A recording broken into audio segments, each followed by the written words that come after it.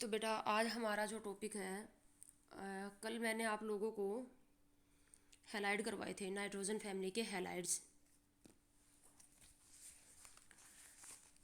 Halides में हमारे पास जो इम्पोर्टेंट है बेटा वो है PCl3 और PCl5। मैंने आपको पहले भी बताया है PCl3 PCl5 के हाइड्रोलाइसिस रिएक्शन, NCl3 के हाइड्रोलाइसिस रिएक्शन, इनकी ज्योमेट्री से bond angle, hybridisation state.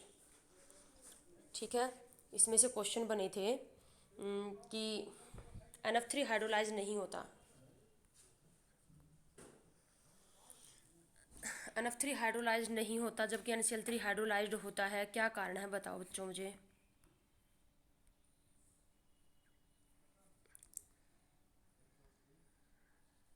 Yes, NF3 hydrolyse Because क्यों it नहीं does होता not बताओ have d रीज़न। orbital. हाँ, NF3 में। Because हाँ, nitrogen and chlorine both don't have d orbital to take lone pair of oxygen. तनु बोल रही है ना। दोनों में ही क्या होता है, वाटर की ऑक्सीजन के लोन पेयर ऑफ इलेक्ट्रॉन को रखने के लिए किसी के पास भी वैकेंट ऑर्बिटल नहीं है। जबकि NCl3 और PCl3 हाइड्रोलाइज्ड होते हैं लेकिन डिफरेंटली रिएक्ट करते हैं ना। जब NCl3 हाइड्रोलाइज्ड होता है तो क्या प्रोडक्ट बनते हैं बताओ।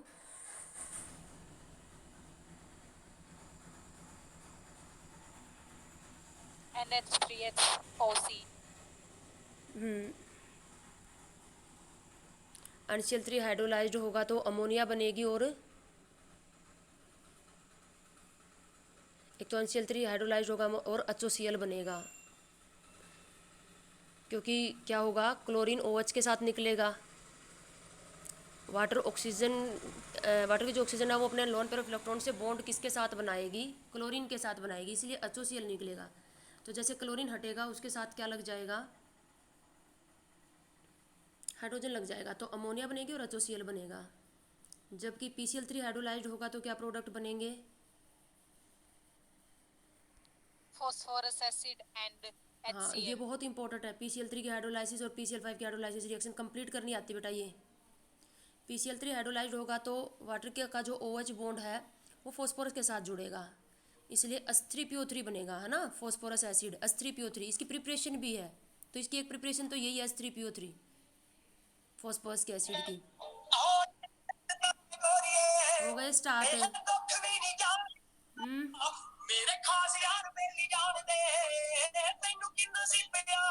योगेश, करती हूँ मैं तुमसे बात थोड़ी देर में। हाँ,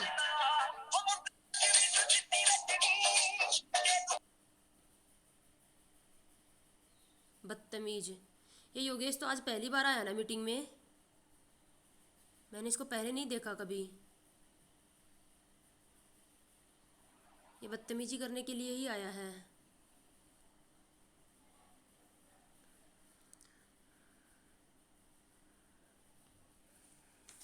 अब बेटा मैं ये जो है दो रिपीट नहीं करूँगी, जो मैं जो पढ़ाऊँगी वो बोर्ड पे नहीं दूँगी, आपको वीडियो नहीं दूँगी उसकी। ठीक है, इसलिए अपनी जूम मीटिंग को लिया करो। एक आध बच्चे की प्रॉब्लम है तो मैं जूम मीटिंग की अपनी रिकॉर्डिंग कर रही हूँ, वो मुझसे रिकॉर्डिंग मांग ले, जो जूम मीटिंग को नहीं ले पा रहे हैं वो। फीस तो आ नहीं रही है, हम दोहरा दोहरा काम कर रहे हैं, जूम मीटिंग में दे रहे हैं, टॉपिक वीडियो में दे रहे हैं, सारा दिन लगे रहते हैं, ऊपर से हमें चवन्नी तक मिल नहीं रही है। फीस तो भरते ही नहीं, तुम्हारे घर वाले कहते हैं घर बैठे हैं बच्चे किस लिए फ़ीस भरनी। अरे हम भी घर बैठे जो मेहनत कर रहे हैं वो दिखाई नहीं दे रही है किसी को भी। तो बेटा हम स्टार्ट करते हैं अपना टॉपिक। मैंने कल हमारी जो लास्ट टाइम है मीटिंग ओवर हो गई थी, तो मैं आपको लास्ट टाइम ये बता रही थी कि जो PCl5 है उसकी गैसेस स्टेट में, PCl5 का गैसेस स्टेट में जो ज्योमेट्री शेप है, हाइब्रिडाइजेशन स्टेट है, वो डिफरेंट रहेगी और सॉलिड स्टेट में डिफरेंट रहेगी। तो PCl5 की बेटा गैसेस स्टेट में तो जो मैंने आपको हाइब्रिडाइजेशन स्टेट बताई थी sp3d हाइब्रिडाइजेशन स्टेट होती है ना गैसेस स्टेट में PCl5 की, और ज्योमेट्री क्या होती है, ट्राइगोनल बाइपिरामिडल ये होती है। क्या होगा जब हम PCl5 को हीट करते हैं तब।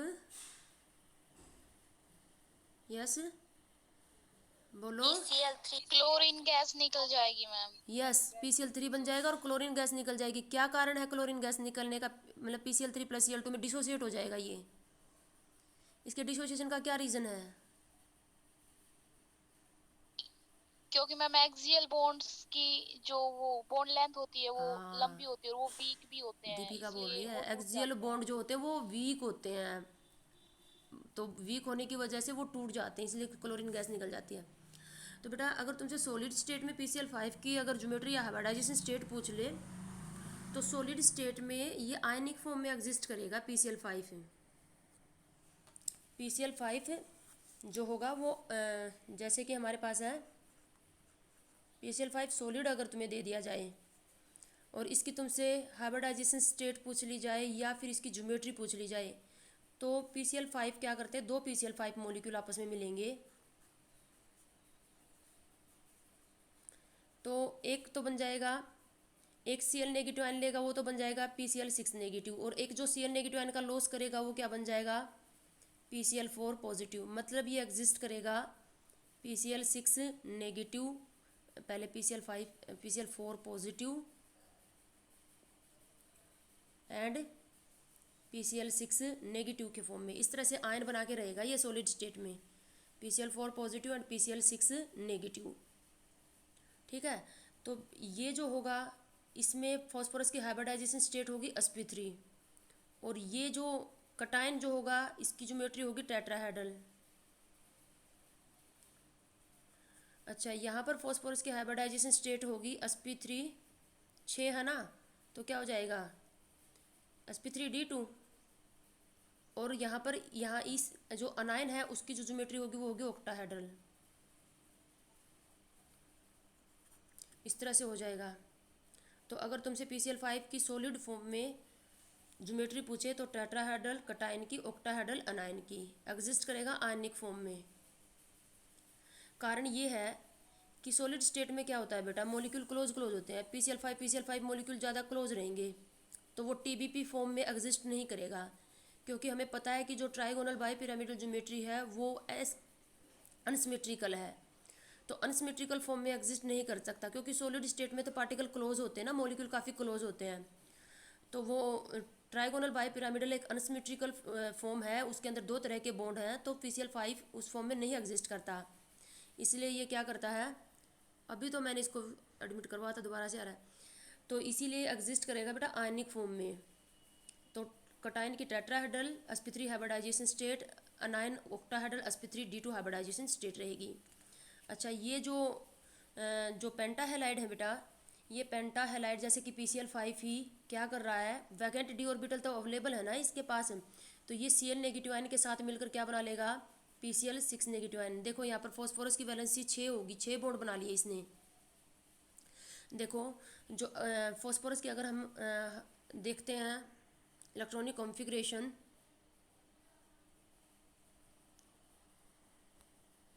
अगर हम फॉस्फोरस की इलेक्ट्रॉनिक कॉन्फ़िगरेशन देखें तो हमारे पास है 3s2 3p5 और 3d0।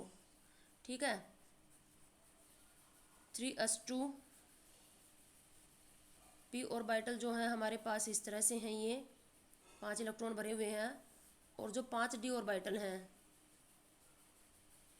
जो 5d ऑर्बिटल है वो आपस में वो खाली पड़े हैं, तो ये तो ग्राउंड स्टेट में है। अब एक्साइटेड स्टेट में कितने ये क्या होंगे, ये जंप कर जाएंगे और d ऑर्बिटल में मूव कर जाएंगे। एक सेकंड, 3 आएगा ना बेटा, कोई बोल नहीं रहा है, ध्यान नहीं दे रहा है ना, 3s2 3p3 हो जाएगा ना, 5 इलेक्ट्रॉन है बेटा वैलेंस सेल में, फॉस्फोरस है, वैलेंस सेल में 5 इलेक्ट्रॉन है, 2 s में और 3 p में है। ठीक है, तो अब क्या होगा, वैलेंस ग्राउंड स्टेट में तो हाफ फील्ड ऑर्बिटल कितने हैं, 3 ही हैं, लेकिन एक्साइटेड स्टेट में ये s ऑर्बिटल वाला इलेक्ट्रॉन कहाँ पर निकल कर चला जाएगा, तुम लोगों ने मुझे बताया क्यों नहीं, कोई बच्चा नहीं बोला, ध्यान नहीं दे रही हो तुम, हैं? तो बेटा इस तरह से क्या हो गया, अब टोटल 5 हाफ फील्ड ऑर्बिटल हो गए इसके पास। 5 तो ये नॉर्मल वैलेंस कोवलेंट बॉन्ड ही बना लेगा फॉस्फोरस से, तो PCl5 बन गया है ना, लेकिन एक बॉन्ड और भी तो बना सकता है ये, किसी का, अब जैसे Cl नेगेटिव आयन का जो फुल्ली फिल्ड ऑर्बिटल है वो इसके एम्प्टी डी ऑर्बिटल के साथ ओवरलैप करके कोऑर्डिनेट बॉन्ड भी तो बन सकता है ना बेटा। जो इलेक्ट्रॉन रिच स्पीसीज होगी उसका फुल्ली फिल्ड ऑर्बिटल इसके एम्प्टी ऑर्बिटल के साथ ओवरलैप करके क्या बना सकता है, एक और बॉन्ड भी बना सकता है, कोऑर्डिनेट बॉन्ड। जैसे अमोनिया जो फोर्थ बॉन्ड बनाती है उसमें तो अमोनिया अपने लोन पेयर ऑफ इलेक्ट्रॉन देगी, तो अमोनिया तो किसका काम करेगी, लेविस एसिड का काम करेगी वहाँ पर। लेकिन यहाँ पर ये किसका काम कर रहे हैं, ये तो एक्सेप्टर है ना, तो यहाँ पर ये किसका काम कर रहा है, बेस का, लेविस बेस। और ये किसका काम कर रहा है, लेविस एसिड, है ना। इलेक्ट्रॉन पेयर को डोनर जो होता है वो लेविस के अकॉर्डिंग एसिड है, और जो एक्सेप्टर है वो क्या है, बेस। तो ये जो पेंटा हैलाइड हैं नाइट्रोजन फैमिली के penta halide, they act as Lewis base. Clear हुआ क्या। अगर तुमसे कोई स्टेटमेंट पूछ ले कि ये स्टेटमेंट सही है या गलत है तो पता होना चाहिए ना। जो पेंटा हैलाइड्स हैं वो लेविस बेस हैं, इलेक्ट्रॉन पेयर को एक्सेप्ट कर सकते हैं वो। जैसे यहाँ पर क्लोरीन के इलेक्ट्रॉन पेयर को इन्होंने एक्सेप्ट कर लिया due to presence of empty d orbital. Lewis ने बेस को क्लासीफाई किया, all electron pair acceptor species are base. उसने बेस किस किस को बताया, जिसको इलेक्ट्रॉन पेयर सारे कटायन उसके अकॉर्डिंग बेस हैं। जो इलेक्ट्रॉन डेफिशिएंट स्पीसीज, एक सेकंड मैंने फिर उल्टा बोल दिया। डोनर बेस होता है, एक्सेप्टर एसिड होता है। यस, PCl5 तो डोनर है ना, और Cl नेगेटिव एक्सेप्टर है, तो ये तो है लेविस के अकॉर्डिंग बेस। और एक्सेप्टर क्या होता है, लेविस के अकॉर्डिंग एसिड होता है। ये लेविस एसिड और ये लेविस बेस है ना बच्चों। लेविस के अकॉर्डिंग एसिड है PCl5, क्योंकि ये इलेक्ट्रॉन पेयर को एक्सेप्ट कर सकता है। ये देखो इसने एम्प्टी डी ऑर्बिटल होने की वजह से एक्सेप्ट कर सकता है। सो पेंटा हैलाइड्स,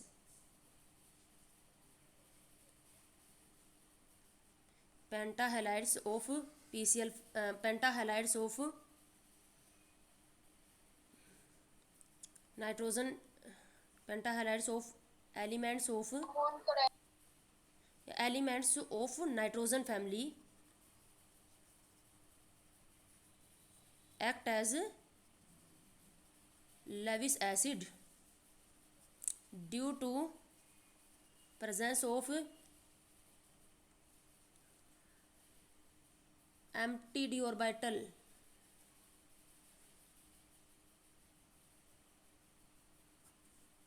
ठीक है, empty d orbital होने की वजह से किसका काम कर रहे हैं,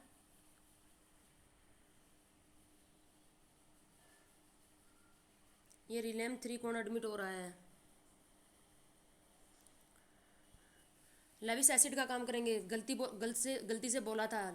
जो लेविस के अकॉर्डिंग क्या है, इलेक्ट्रॉन पेयर जो एक्सेप्टर है वो जो डेफिशिएंट स्पीसीज है, all electron deficient species are Lewis acid. Lewis scientist के अकॉर्डिंग एसिड है सारे इलेक्ट्रॉन डेफिशिएंट स्पीसीज। जो इलेक्ट्रॉन पेयर को एक्सेप्ट कर सकते हैं वो भी इसके अकॉर्डिंग क्या है, एसिड। तो PCl5 ने Cl नेगेटिव आयन के इलेक्ट्रॉन पेयर को एक्सेप्ट कर लिया, और एक्सेप्ट किसकी वजह से कर लिया, ये हालांकि इलेक्ट्रॉन डेफिशिएंट स्पीसीज नहीं है, बट इलेक्ट्रॉन पेयर को एक्सेप्ट तो कर सकता है ना एम्प्टी डी ऑर्बिटल होने की वजह से। PCl5 Cl नेगेटिव आयन के साथ PCl6 नेगेटिव, और यहाँ पर इनकी वैलेंसी दिखाई दे रही है तुम्हें। फॉस्फोरस की मैक्सिमम वैलेंसी कितनी होगी, 6 नहीं होगी, फॉस्फोरस की मैक्सिमम वैलेंसी 6। नाइट्रोजन की मैक्सिमम वैलेंसी कितनी होती है, 4। नॉर्मल जो मैक्सिमम वैलेंसी है वो 5 है, कॉमन जो वैलेंसी है वो 5 है। लेकिन कॉमन वैलेंसी से अगर ज़्यादा बॉन्ड बनाएगा तो क्या आ जाएगा, नेगेटिव चार्ज। नाइट्रोजन की कॉमन वैलेंसी 3 है, नाइट्रोजन कॉमन वैलेंसी से ज़्यादा बॉन्ड बना रहा है वहाँ पर। लेकिन यहाँ पर ये जो बॉन्ड नाइट्रोजन जो फोर्थ बॉन्ड बना रहा है वो इलेक्ट्रॉन पेयर को डोनेट करके बना रहा है, वो वहाँ पर किसका काम कर रहा है, लेविस बेस का काम कर रहा है। PCl5 जो फॉस्फोरस जो 6th बॉन्ड बना रहा है वो इलेक्ट्रॉन पेयर को एक्सेप्ट करके बना रहा है, तो एक्सेप्ट करेगा तो इसके ऊपर क्या आ जाएगा, नेगेटिव चार्ज आ जाएगा। ये थे पेंटा हैलाइड्स। उसके बाद बेटा हम ऑक्साइड स्टार्ट करेंगे नाइट्रोजन फैमिली के। नाइट्रोजन फैमिली के जो ऑक्साइड्स हैं उनमें आपको कुछ ज़्यादा डिटेल से नहीं करना। देखो जब हम नाइट्रिक एसिड को डिटेल से स्टडी करेंगे तो नाइट्रिक एसिड की जब हम मेटल्स के साथ, मेटेलॉइड और नॉन मेटल के साथ या कंपाउंड के साथ जब रिएक्शन करेंगे बच्चों, तो उस टाइम नाइट्रोजन फैमिली के ऑक्साइड की प्रिपरेशन आप डिटेल से लोगे। फिलहाल मैं नाइट्रोजन फैमिली के ऑक्साइड की आपको प्रिपरेशन नहीं करवा रही, क्योंकि वो नाइट्रिक एसिड में आएंगे आपके पास, ठीक है, वहाँ पर आपको समझ में भी आएंगे, फिलहाल आप रटोगे ही। तो नाइट्रोजन फैमिली के कौन कौन से ऑक्साइड बनते हैं और उन ऑक्साइड का acid base character, acidic character का कंपैरिजन जस्ट हमें यहाँ पर करना है। ऑक्साइड ऑफ नाइट्रोजन फैमिली,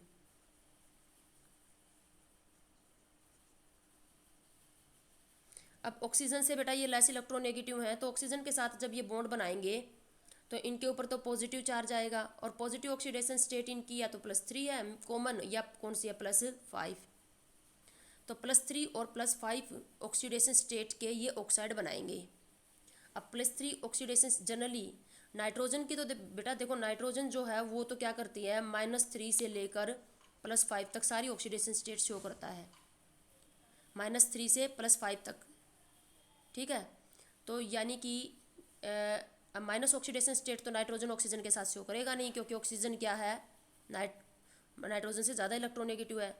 तो -3, -2, -1, उसके बाद 0, +1, +2, +3, +4 और +5, सभी 5 ऑक्सीडेशन स्टेट के ऑक्साइड बनाएगा नाइट्रोजन ऑक्सीजन के साथ। +1, +2, +3, +4 और +5 सभी ऑक्सीडेशन स्टेट के ऑक्साइड बनाएगा। लेकिन बेटा जो रिमेनिंग मेंबर हैं, फॉस्फोरस है हमारे पास, आर्सेनिक है और एंटीमनी है, ये तो +3 और +5 ऑक्सीडेशन स्टेट के ही ऑक्साइड बनाएंगे ना, क्योंकि इनकी तो कॉमन ऑक्सीडेशन स्टेट +3 और +5 ही हैं। बिस्मिथ है वो सिर्फ +3 ऑक्सीडेशन स्टेट का ही ऑक्साइड बनाएगा, क्योंकि बिस्मिथ की +5 oxidation state inert pair effect की वजह से स्टेबल नहीं है। तो बेटा मतलब इन सभी नाइट्रोजन फैमिली के ये जो मेंबर हैं, ये जो कॉमन इनके ऑक्साइड बनेंगे वो +3 और +5 के बनाएंगे। नाइट्रोजन सभी ऑक्सीडेशन स्टेट के ऑक्साइड बना सकता है।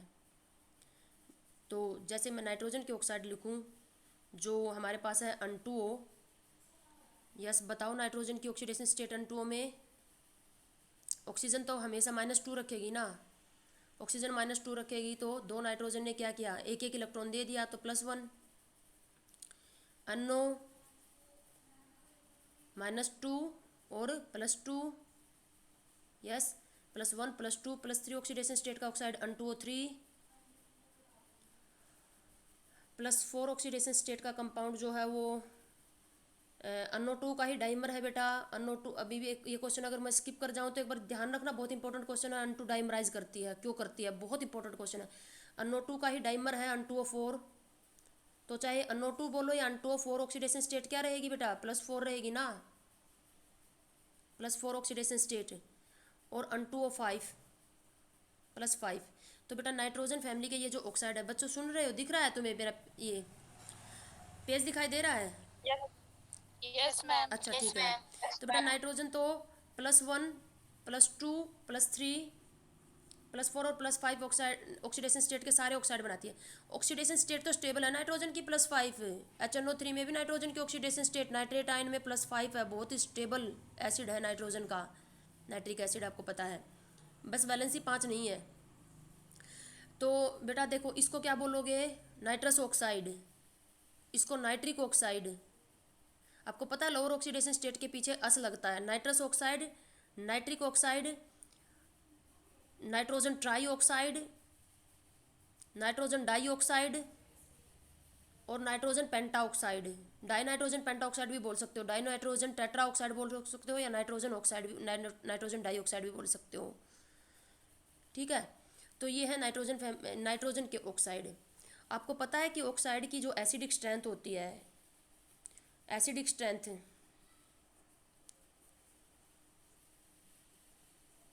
Acidic strength of oxide increase as oxidation state. कौन है ये, काल Bhairav entered in room.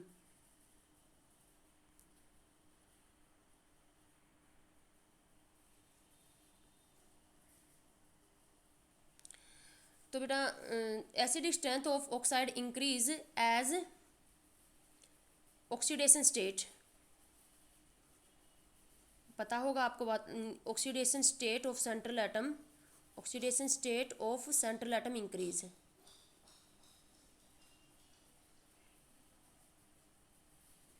Central atom की जितनी ऑक्सीडेशन स्टेट इंक्रीज होती जाती है, ऑक्साइड का एसिडिक करेक्टर इंक्रीज होता है। और एक और फैक्टर, जितनी इलेक्ट्रोनेगेटिविटी इंक्रीज होगी, सेंट्रल एटम की जितनी इलेक्ट्रोनेगेटिविटी इंक्रीज होगी, उतना ही एसिडिक करेक्टर, ऑक्साइड का एसिडिक करेक्टर भी इंक्रीज होगा। आपको पता है कि ये नॉन मेटल के ऑक्साइड एसिडिक नेचर के होते हैं, तो ये ज़्यादातर नाइट्रोजन फैमिली के जो मेंबर हैं या तो नॉन मेटल हैं या मेटेलॉइड है, बिस्मिथ मेटल है। तो बिस्मिथ के जो ऑक्साइड है वो बेसिक नेचर का है। आर्सेनिक एंटीमनी के क्या हैं, एम्फोटेरिक नेचर के हैं। मेटेलॉइड के ऑक्साइड एम्फोटेरिक नेचर के होते हैं। नॉन मेटल के ऑक्साइड जो होते हैं वो एसिडिक नेचर के होते हैं। तो बेटा एक तो ऑक्सीडेशन स्टेट जैसे जैसे इंक्रीज होती जाएगी तो सेंट्रल एटम की तो एसिडिक स्ट्रेंथ इंक्रीज होगी।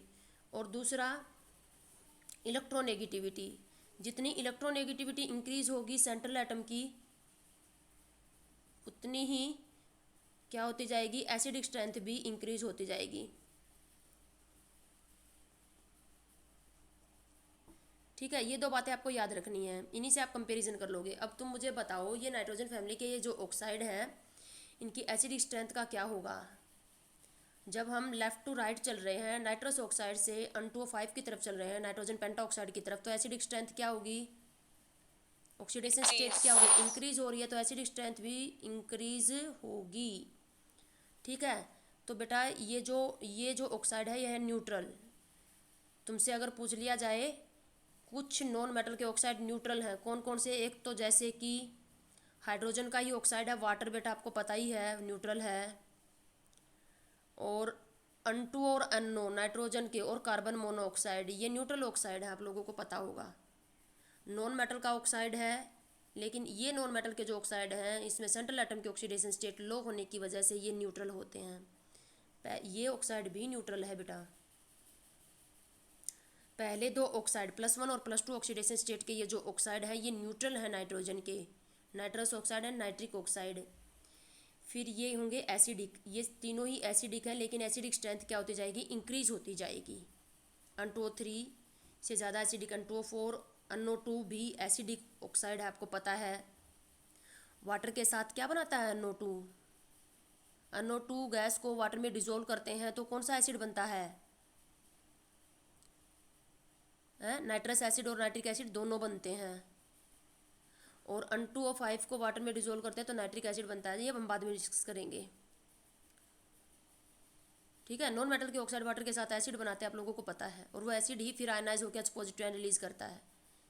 मतलब हम कैसे प्रूव करेंगे कि किसी भी सब्सटेंस को कि एसिडिक है, हर वो सब्सटेंस जिसके एक्वा सॉल्यूशन में H पॉजिटिव आयन देखने को मिले ये एसिड बना लेगा। अब NO2 क्या करेगा, NO2 वाटर के साथ रिएक्ट करके एक तो HNO2 बनाता है और एक HNO3 बनाता है। अब यही ऑक्साइड फिर आयनाइज होकर H पॉजिटिव आयन रिलीज करते हैं, तो H पॉजिटिव आयन देखने को मिले, एसिडिक है। जो हमारे पास N2O5 है ये वाटर के साथ रिएक्शन करके HNO3 बनाता है। जनरली तुम्हें पता है क्या होता है, जिस ऑक्सीडेशन स्टेट का ऑक्साइड होता है उसी ऑक्सीडेशन स्टेट का एसिड बनता है। देखो N2O5 में नाइट्रोजन की ऑक्सीडेशन स्टेट है +5, तो HNO3 में भी नाइट्रोजन की ऑक्सीडेशन स्टेट क्या है बेटा, +5 ही है। HNO2 में नाइट्रोजन की ऑक्सीडेशन स्टेट क्या है, +3 है क्या, +3 है ना। और NO2 में नाइट्रोजन की ऑक्सीडेशन स्टेट क्या है,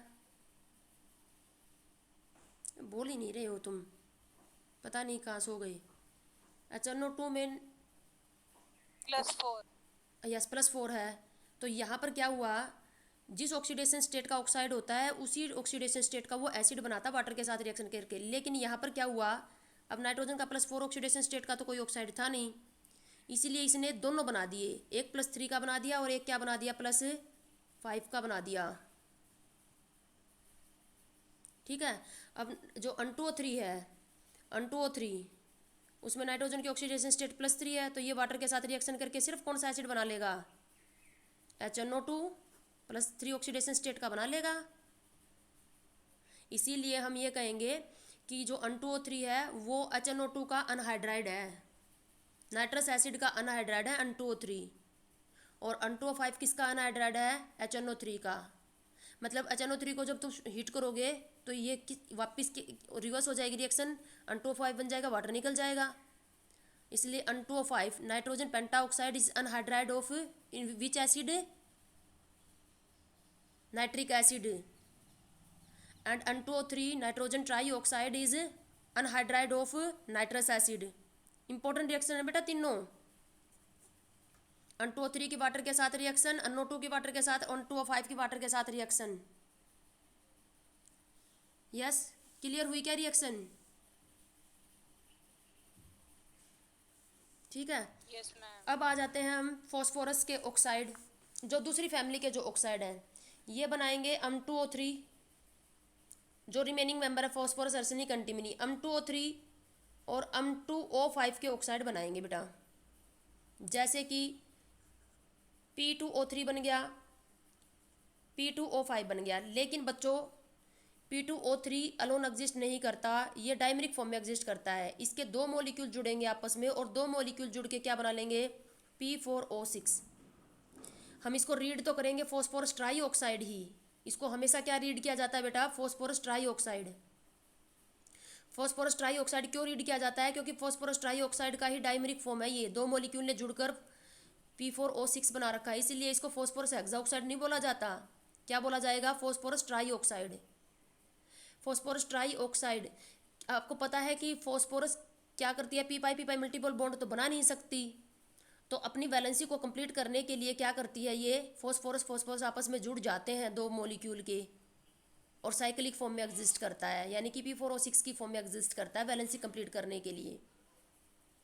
इसी तरह से P2O5 भी अलोन फॉर्म में एग्जिस्ट नहीं करता, इसके भी दो मॉलिक्यूल जुड़ के आपस में डाइमर बनाते हैं, और P4 क्या बन जाएगा डाइमर, P4O10 बन जाएगा ना।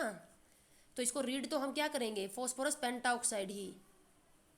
क्या रीड करोगे, फॉस्फोरस पेंटाऑक्साइड, क्योंकि फॉस्फोरस पेंटाऑक्साइड का ही डाइमर है ये। तुमसे ये पूछ लिया जाए कि नाइट्रोजन के जो ऑक्साइड है वो तो डाइमराइज नहीं करते, N2O3 डाइमराइज नहीं करता, N2O5 भी डाइमराइज नहीं करता, ये तो नहीं बनाता, N4O6 ये भी नहीं बनाता, N4O10। तो नाइट्रोजन तो क्या कर लेती है बेटा, ऑक्सीजन के साथ पी पाई मल्टीपल बॉन्ड बना के एक ही मॉलिक्यूल में अपना ऑक्टेट कंप्लीट कर लेती है। लेकिन फॉस्फोरस जो है वो ऑक्सीजन के साथ पी पाई मल्टीपल बॉन्ड बना नहीं पाता, तो अपनी वैलेंसी को पूरा करने के लिए एक फॉस्फोरस मॉलिक्यूल क्या करेगा, दूसरे फॉस्फोरस मॉलिक्यूल के साथ इसको जुड़ना पड़ता है। ठीक है ना, तो इस तरह से डाइमराइज करना पड़ता है इनको। तो फॉस्फोरस के ये जो दो ऑक्साइड बेटा ये डाइमरिक फॉर्म में रहते हैं। ठीक है, वाइट फॉस्फोरस बेटा जो बहुत ज़्यादा मैंने आपको बताया है कि जो वाइट फॉस्फोरस है वो बहुत ज़्यादा रिएक्टिव है। तो ऑक्सीजन की अगर लो ऑक्सीजन की प्रेजेंस में इसको हीट करोगे तो ये बना लेगा P4O6। अगर ऑक्सीजन लिमिट अमाउंट में होगी तो, लिमिटेड होगी तो, और अगर एक्सेस में होगी, इसको एक्सेस में ऑक्सीजन मिल गई तो ये बना लेगा P4O10 बना लेगा। वाइट फॉस्फोरस बहुत ज़्यादा रिएक्टिव है, एयर में नहीं छोड़ा जाता उसको। एयर में छोड़ते ही तो डायरेक्ट क्या करता है, ऑक्सीडेशन स्टार्ट कर देता है बिना हीट किए ही, ऑक्सीजन के साथ रिएक्शन करके, और क्या करता है, ग्रीनिश ग्लो के साथ जलेगा। अगर अंधेरे के कमरे में हम फॉस्फोरस को छोड़ दें, डार्क रूम में, वैसे लाइट वाले में तो नहीं दिखाई देगा हमें, डार्क रूम में अगर हम वाइट फॉस्फोरस को छोड़ दें यहाँ पर, तो वो क्या करेगा, ग्रीन कलर का ग्लो प्रोड्यूस करेगा। ठीक है ना। तो इस तरह से क्या होता है, जो हम जब किसी की डेथ हो जाती है तो जब हम उसको जलाते हैं तो रात को उसकी जो राख होती है वो हमें चमकती हुई दिखाई देती है। उसका कारण भी यही है क्योंकि हड्डियों में बेटा फॉस्फोरस होता ही है। तो हड्डियों में जो फॉस्फोरस होता है तो उस राख में जो होता है फॉस्फोरस पड़ा हुआ होता है, और वो फॉस्फोरस क्या कर रहा होता है, धीरे धीरे ऑक्सीजन के साथ रिएक्शन कर रहा होता है, तो वो रात को हमें चमकता हुआ दिखाई देता है ना। तो कुछ लोग तो इसको डराने के लिए भी यूज़ करते हैं कि देखो यहाँ पर भूत है, वो यहाँ पर ये कुछ कर रहा है, इस तरह से होता है, जबकि वो फॉस्फोरस जल रहा होता है हड्डियों का ग्रीनिश ग्लो के साथ। फॉस्फोरिसेंट बोलते हैं इसको, फॉस्फोरिसेंस फिनोमिना से वो करता है, ये वाटर के अंदर स्टोर किया जाता है इसको।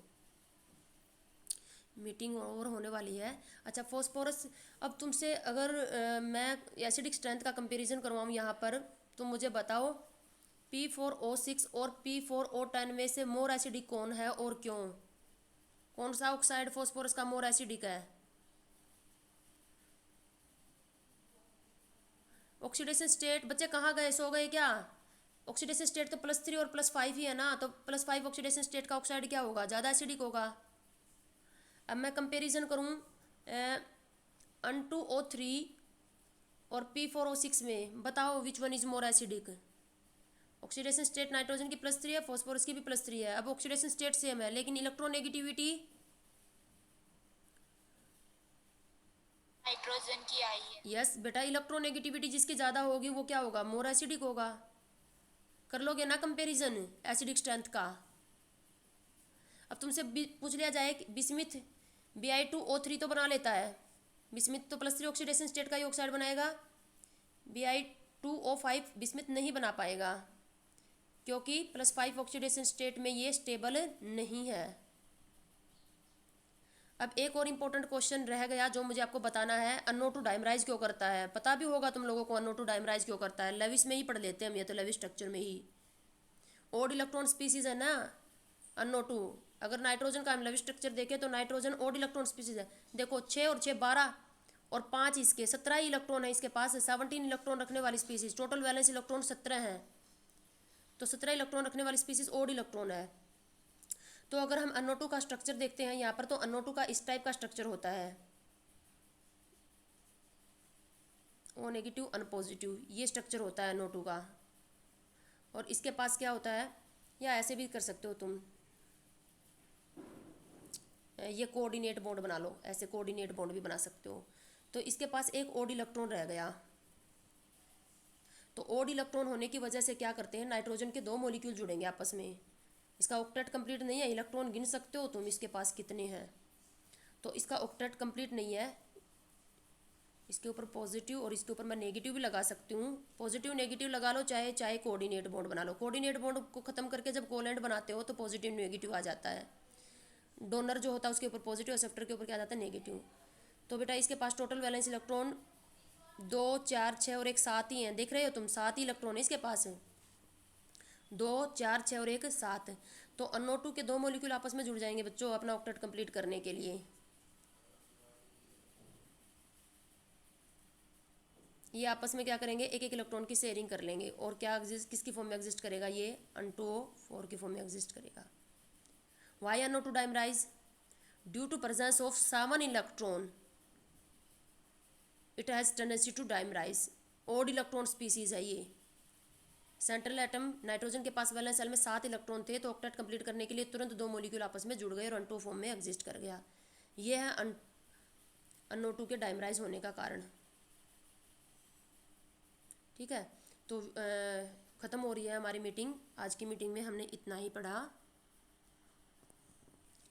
तो अब मैं आज जो पढ़ाया है उसकी ये जो मैंने इसकी रिकॉर्डिंग कर ली है। किसी बच्चे को अगर कोई मीटिंग नहीं ले पाया है तो मुझसे मांग ले, इसकी रिकॉर्डिंग मैं सेंड कर दूँगी आप लोगों के पास।